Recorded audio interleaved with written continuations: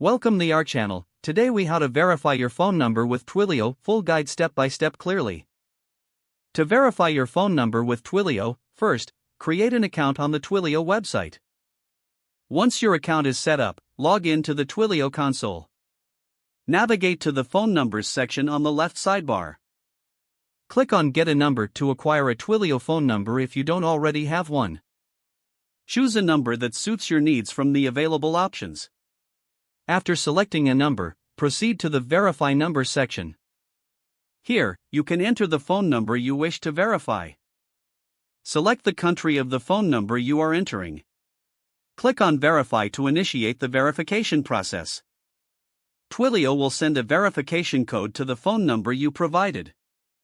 Check the device associated with that phone number for the SMS message. Retrieve the verification code from the SMS you received. Return to the Twilio console and input the received verification code. Once you input the code, click on Submit to complete the verification. Upon successful verification, you will receive a confirmation message. You can now use your verified phone number for various Twilio services. For any issues during the process, refer to Twilio's help documentation for assistance. This concludes the verification process, ensuring your number is linked with your Twilio account.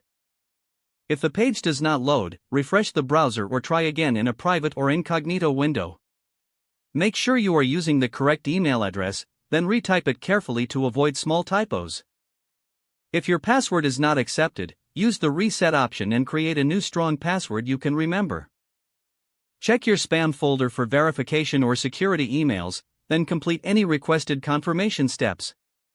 Enable two-factor authentication if available to improve account security and reduce unauthorized access risk.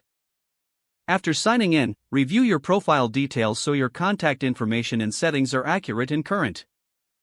If you see an error message, note it down and try again after restarting your device and internet connection.